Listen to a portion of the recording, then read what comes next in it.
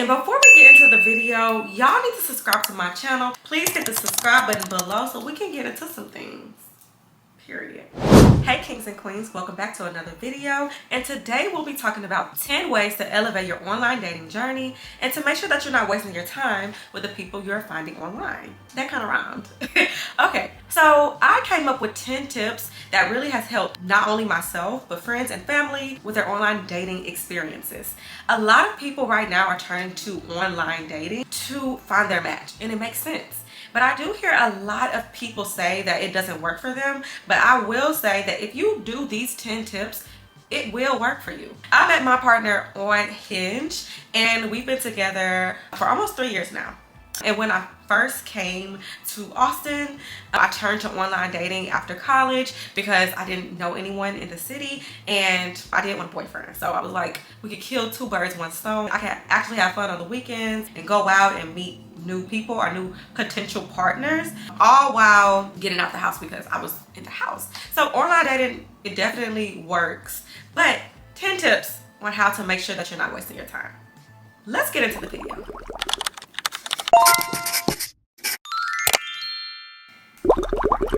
Now this first tip is my absolute favorite thing to tell my friends and family when online dating, and that is FaceTime as soon as possible. So basically, this is a very important principle, y'all. I cannot stress this enough. FaceTiming as soon as possible is going to eliminate so many problems going forward. When I first was coming out here and dating, I made it a requirement. You can't get a real date with me, a face-to-face date with me, unless we have done a FaceTime call. Now, what the FaceTime call does is you'll be able to see how each other looks, how they talk, if y'all vibe together, if the jokes are landing. You'll get a gist of their personality, you'll get a gist of their vibe, and y'all can clarify intentions very early without even meeting each other face to face. You'll be able to say, all right, are you looking for a girlfriend? Are you looking for a boyfriend? What are you looking for? Stuff like that. Because if this person expectations doesn't align with what you want, then let's not even waste our time here. If you don't even want a boyfriend and he is like, I'm looking for a relationship, don't waste that man's time. Just leave him alone. Just tell him, hey, it might not work. We can still be cool if I see you in the city. But it just eliminates so many problems and just keeps everything simple. So basically, this right here, you're going to cut out a lot of time wasters. Ask them the questions up front. Don't get deep into it. Just have basically your non-negotiables. Well, the income, the type of job, if that's your non-negotiables, this is the time to talk about it. I know y'all just met, talk about it in a jokingly way, but you need to make sure that this is what you want, and so you don't waste no time. I've had a lot of people tell me, I just started FaceTiming and it really works. You'll be able to see. And in my current relationship, I definitely, within a minute of going back and forward and talking through Instagram, that's what we was texting on, through Instagram, I said, do you want to FaceTime? I said, when can you FaceTime? Let's get to it, because I'm already feeling you, and we're going to really know once we have this FaceTime call. Number 2, you need to figure out your non-negotiable, period. I just talked about it in the first world, but it definitely is something that you need to talk about as soon as possible, and you can get this done during that FaceTime call. So you need to figure out your non-negotiables up front. Let's say this person has to be the same religion as you. This is something that you should know within the first, second conversation. What I liked about Hinge was it'll show you the person's occupation, it'll show their religion, it'll show their height, it'll show things like that. Because a lot of people, they like to talk about the non-negotiables later on, and that wastes time. We can really cut it short right now if you're not this or you're not that. And then sometimes people like to just disregard their real non-negotiable, and let's say the relationship moves forward and now the person that they're talking to really made them mad and stuff like that, and now it's a bigger issue than what it could be because you're not really attracted to him, or he too short, or vice versa with the man. Is you don't want a regular disagreement to turn to something else because of that non-negotiable coming in. You probably should have stopped talking to them to begin with. And the good thing is, doing it in the beginning, it's no hard feelings. Y'all don't really know each other anyway, so it's like, let's just get that out the way. So, number 3, look for red flags and cut them off early. Now, my grandmother told me this: if he not doing something right now, you really ain't gonna like it later, and just cut it off now. Or if she not doing something right now, just cut it off now.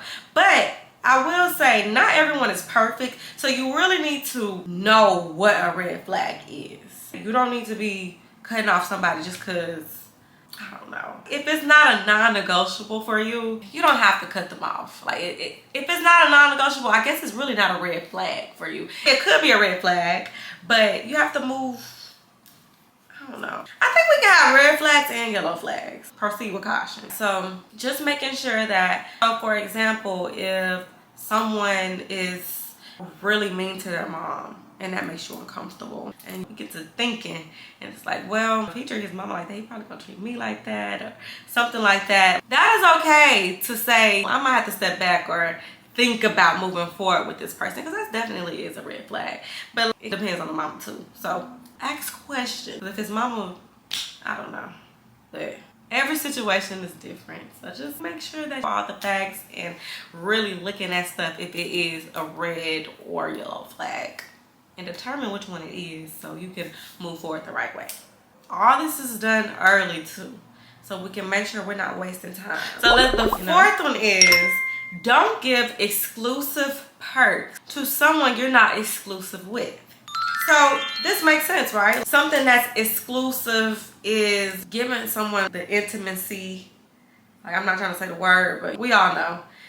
Basically stuff like, you know, giving your body to someone, giving money or gifts, or giving emotional access, or just giving exclusivity towards them. For example, I'm not going to talk to anyone because I'm talking to them. No, this is dangerous. Don't do that. You don't have to be exclusive to someone who you're not in a committed relationship with. You can talk to other people. I see people get into these mini situation talking stages, and they end up getting their heart broke because the other person, they're not doing that, because y'all didn't even have a verbal agreement that, hey, we're only going to talk to each other. And it's like, if you do have a verbal agreement about, hey, we're only going to talk to each other, we're only going to do that, why aren't we boyfriend and girlfriend then? Why aren't we at the next step if that's what it is? That's a red flag. If someone wants to have that exclusive perk, but they don't want a commitment, that's a red flag. So don't do that. We're not giving our bodies out. We're not giving money and access to our emotions to people who aren't exclusive with us. That's a given. Don't do that. You just let them know your boundaries. I can't give you all of me if we're not even there yet. You don't need to be sleeping with anybody, honestly, because that is a lie. So at the end of the day, you will feel better if you are doing exclusive stuff with exclusive people. So number 5, the talking stage is for him to court you. This is a given. So around this time, you're just trying to see the type of person you're dealing with. You're observing him, he's observing you. You're learning him, he's learning you. But you're not auditioning and you're not chasing. You're the woman. I'm talking to the woman out there. You're not the one trying to get him. In the talking stage, this is their time to shine. Okay? You'll be able to see if this person likes to plan dates. You'll see if this person is thoughtful. You'll see if this person is cool to talk to every day. You'll see if this person aligns with what you want. And women, we are reciprocators, and men, they are the leaders. So if this is someone that is a good leader, you'll be able to see that through the talking stages. He's courting you, and you'll be able to make sure that this is a good fit. But you're not the one planning dates, okay? Now, it's gonna be a lot of time for you to plan dates or doing something sweet for your partner in the other stages. But the talking stage is for him to court you. And that is okay. Don't take these men on dates in the talking stage. Number 6, have fun with your journey. I think it's easy to be caught up in the, I just really want to be in a relationship. I really want this first date to work, and I just really want, and you're going into this situation with so much expectations. And honestly, it can stop you from having pure fun. So I remember when I first moved to Austin and I didn't know anyone. And so I use dating apps to honestly get out the house. I can have a date, I can have fun, and even if I didn't end up liking the person, I still have fun because I'm out and about and I'm having a good time just because it's me. I'm having a good time with myself, I'm having a good time with this person just because I wanted to have a good time. After the day, of course, I get to see, hey, was this right for me, or are we gonna go another direction? That's what I'll do. But I loved having fun. I loved getting out the house. So first dates was actually really fun for me. I love the journey of helping my man find me. Period. So just love it. Don't think about dating as a job or work. You should really enjoy the journey. So I don't know what you need to do, but do it so that when you step out on those first dates, you're not anxious and just hoping it goes right. Just no expectations. As a person, you'll be able to see how that person is. You'll find your person. There's someone out there for everybody. So as long as you're having fun and you're getting it out there, you'll find your person. Just relax, chill, and just really take in the journey of it, because going on dates, it should be fun. 7, match energy. Like I said, the man is supposed to lead and the woman is the follower. So if you leading him in this direction, then you're being the lead and you're not really matching his energy. It'll be hard for you to actually observe this person if you're the one directing everything. I think it is good to be vocal on what you like. So let's say you let this person know, I'm not a huge texter. I like getting to know you through the phone calls. And it's good to let them know that. That is okay. Communication is key. But if this person heard what you said and is not calling you or not texting you every day, doing stuff that literally doesn't align with what you're looking for in the relationship, then that should let you know it's not going to work. Don't overdo it to where you are the one calling and you're the one doing this. You are not matching his energy, and that could make you think that this is something that is not. Okay? Because although maybe you got through the stage of finding out that we don't have any non-negotiables going on in this relationship, I will say that actions speak louder than words. So someone can say something all day, but what they do in the action, this is why this is good to observe the person and match their energy so you'll be able to see if this is something that you want to move forward with or not. Number 8. I will say, y'all, after speaking to my friends and my family about this topic, I will definitely say the app matters. The app you choose matters. So I've been on apps where I felt like just the selection, it just didn't align with what I wanted personally. And I remember thinking, apps, I don't really like dating apps. To help my husband find me, I'm not feeling it. But then I remember switching up the app. I switched from an app to Hinge, and I was like, I like Hinge. I like that you can put your preferences down. You can filter it out to where the preference that you want is the only ones getting shown to you.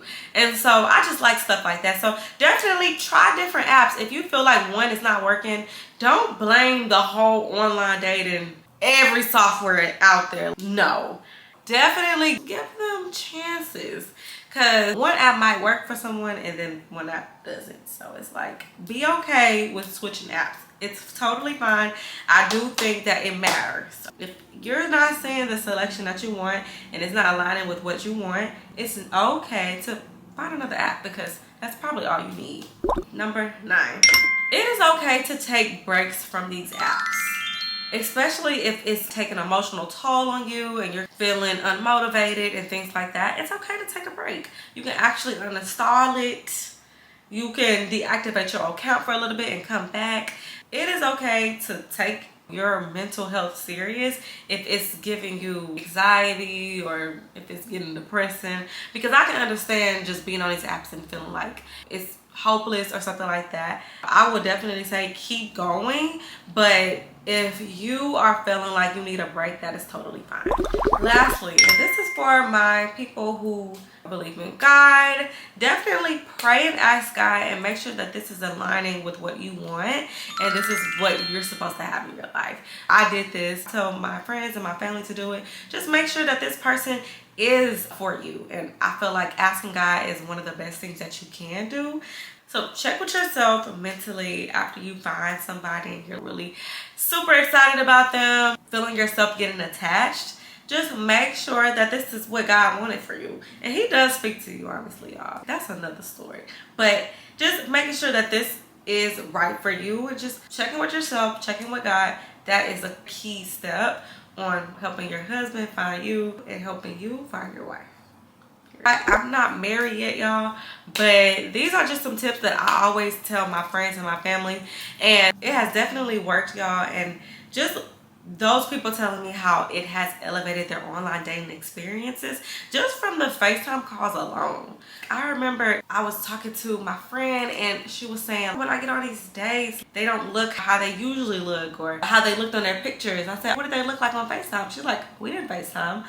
I'm like, babe, I thought that was like a normal thing for people to do. You definitely need to FaceTime people. We're in 2026. We got FaceTime for a reason and definitely use it to your advantage.